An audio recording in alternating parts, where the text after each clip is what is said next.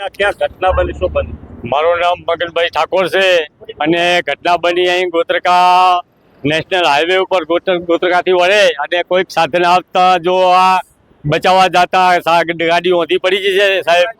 અને આ વારંવાર રસ્તાનું કામકાજ સમાર ચાલુ હોય છે તો આ એક રસ્તા ઉપર સાધન જતા હોય છે અને વારંવાર એક્સિડન્ટ બને છે. એમાં 10 દિવસમાં તો ભયંકર એક્સિડન્ટો આખા ગુજરાતમાં પડ્યા છે અને ખૂબ એક્સિડન્ટો બન્યા છે.